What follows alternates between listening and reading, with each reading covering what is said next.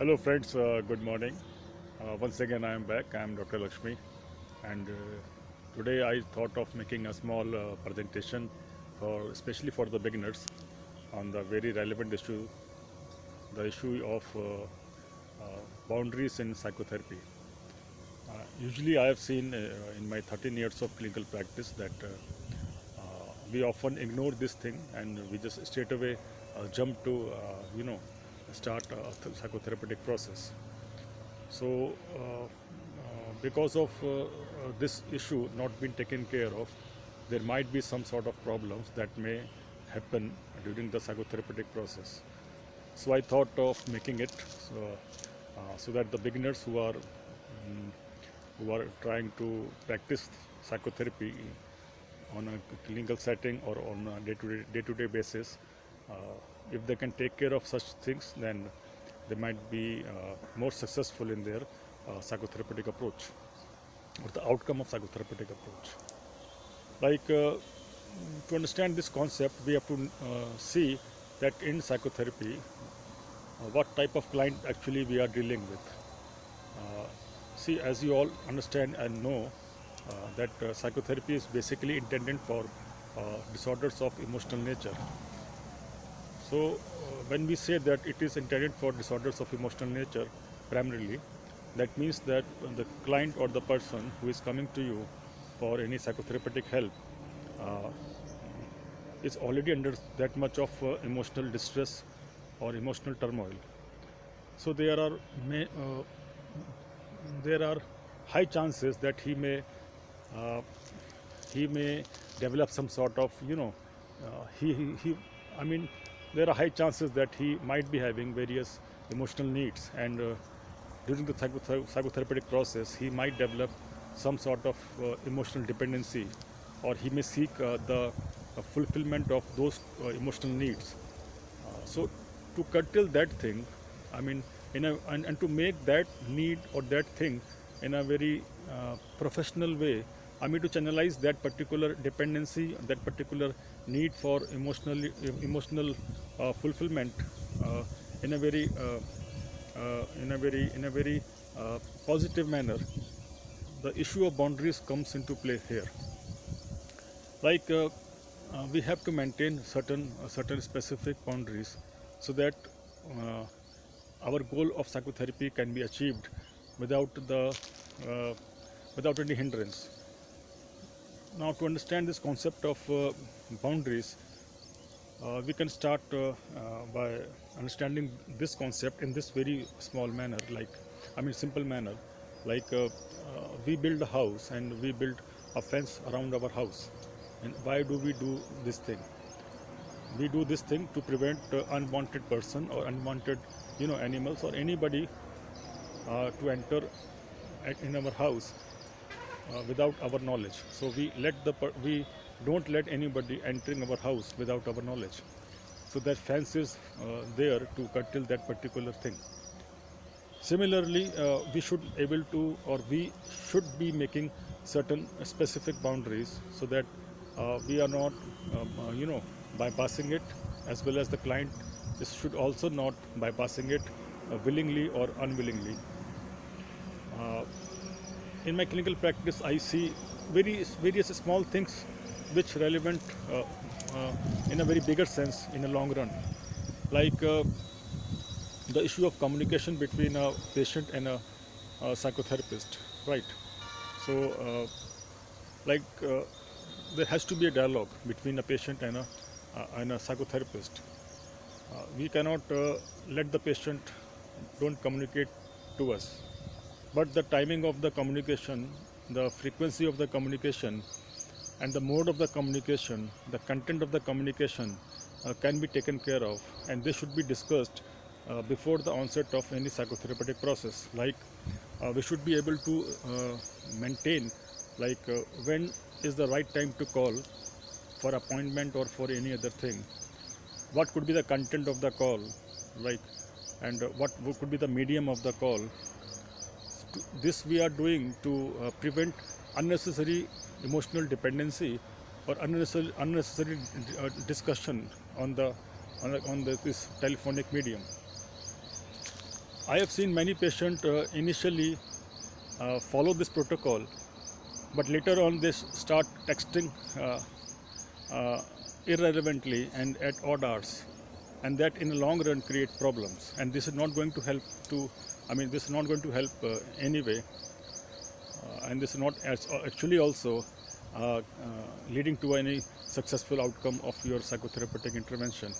So at the beginning only, you have to very carefully and very clearly point out that until unless there is an urgent requirement of call or anything, the patient should refrain himself or herself from communicating to you, because appointments and the day of appointment, the timing of appointment has already been taken care of in your face-to-face interaction, so there is no need to call.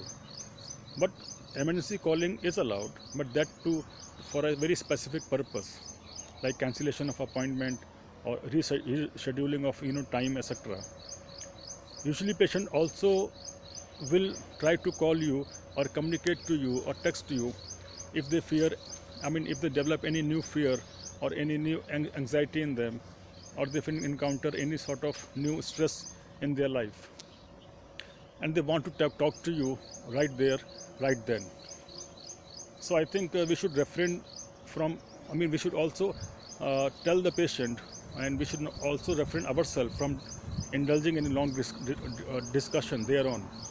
The ideal thing would be, like, we should ask the patient, we should tell the patient, okay, fine, please come to us and have a face-to-face discussion. Refrain yourself from discussing things on a lengthy manner, on a communication, this sort of medium. Now you may argue that it is a concept of telephonic counseling that is there. You can use that medium, but then you are already using that medium. So things are already being decided that you have to, you are using that medium for discussion, right? But otherwise, when you are having a face-to-face psychotherapeutic session, so patients should not take the advantage, like therapist is freely available, and patient can anytime call you for any sort of minor problem that he might be facing in his day-to-day life. The hidden outcome of this particular strictness is that you are actually curtailing the dependency that might be happening from the patient's perspective on you, and thereby you are making the patient more independent to deal with his day-to-day stressors in a more positive way. And that is the outcome, that is the final goal of psychotherapy, to make the patient to handle his emotions or behavior independently. And I think the other thing that I usually faced, and people talk to me when they share their experiences, like the issue of favors from patients towards the therapist. See, it may happen, and it will mostly happen when the patient and a therapist belongs to opposite gender or are of same age. It will more likely to happen. Some part of it is natural also, but then you are in a professional relationship. So I think this issue should be taken care of very delicately, not to make the patient feel embarrassed about that, and not to give an indication that you are free to take any sort of favors, whatever patient is offering to you. See, patient might be offering you some flowers, some kind of gift material. Patient may ask you to come with him for a coffee, or for a date, or for a dinner, etc. Or patient may bring you some other material. I think if it happened for the first time, you can take politely and place on the table, and then very politely and very directly also just point it out that this is against the professional ethics or professional relationship of this particular interaction. See, if it is like flowers, you can take it and you just place those flowers on the table, or the flower pot that is on the table of your chamber. But other than that, like any sort of material, etc., uh, I will not advise you to take this, because it is it is not going to strengthen the bond. It will develop some sort of emotional dialogue is happening, which is apart from your cognitive or behavioral dialogue. That is actually the mode of psychotherapy in which you are indulging. So, I mean, if you take anything, then side by side, an emotional dependency or dialogue is also happening, starts happening. So please try to address that issue. But if you straight away say no to the first attempt of the patient, then it may make a patient embarrassed, and it may also make the patient to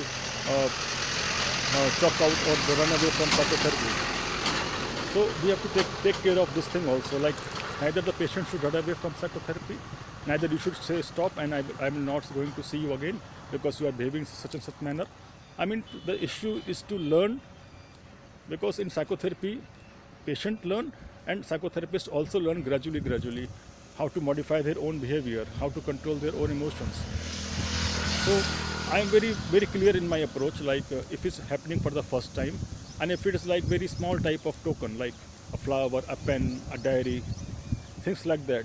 So I may take take these things from the patient, and politely I will keep this thing on the table. I will not give an impression that I'm taking this thing and I'm going back to my home with a particular diary or pen. And I will politely say very clearly that these things should not be repeated, and it is not asked for also, because I am already getting paid by you in the form of the fees. So other than the fees, the thing is required from you.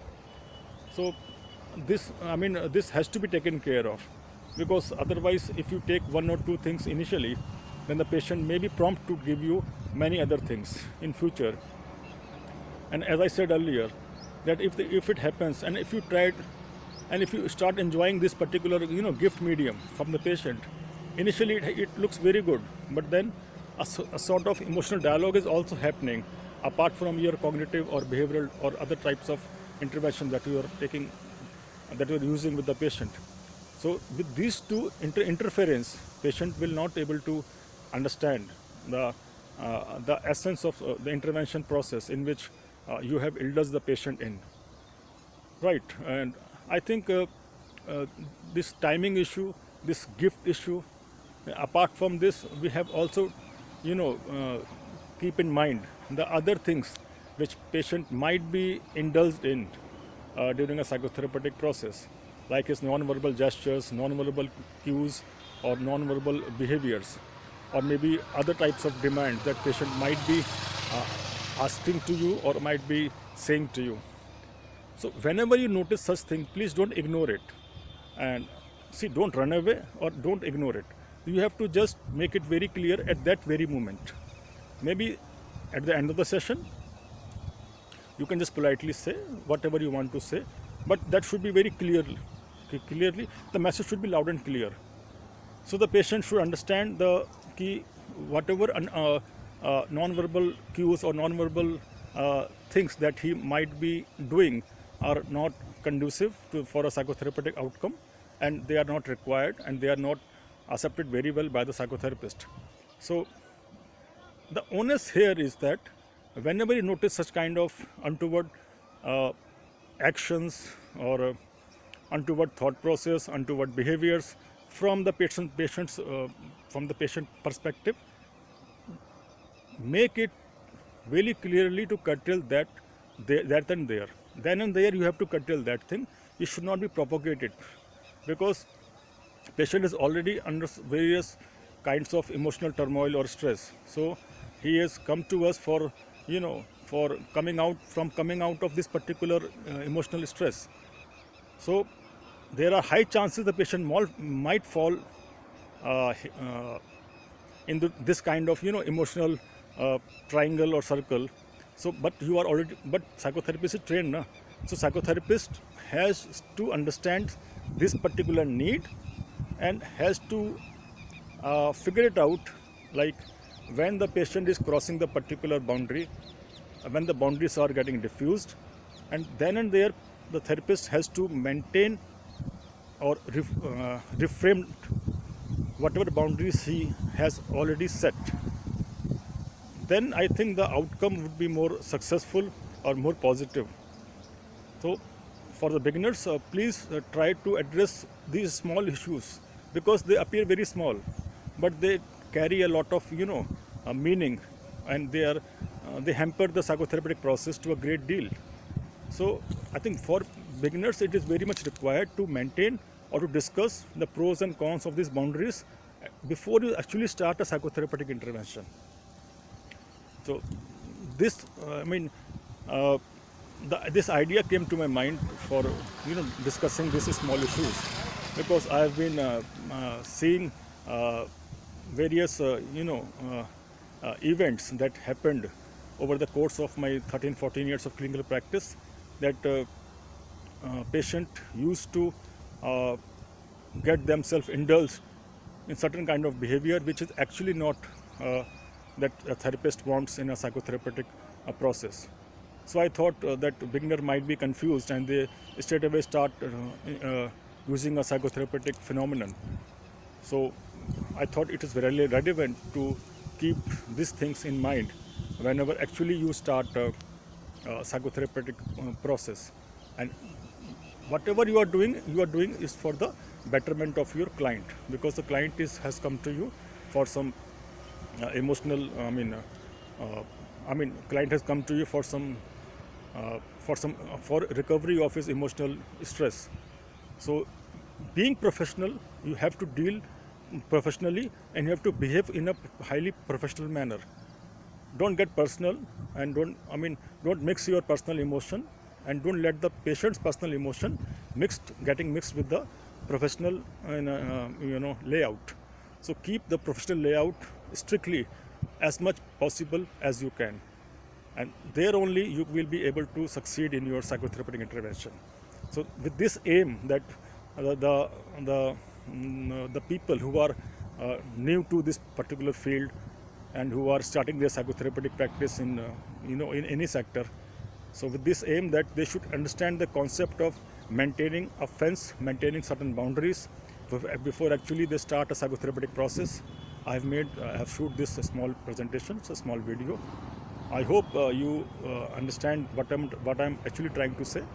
And if you have any queries or questions, you can comment or you can just discuss on my email ID. All comments, criticism are highly welcomed. So with this positive note that this video might be helpful for all the beginners, this is Dr. Lakshmi signing off right now till we meet again in some other video. Please take care of yourself. Bye.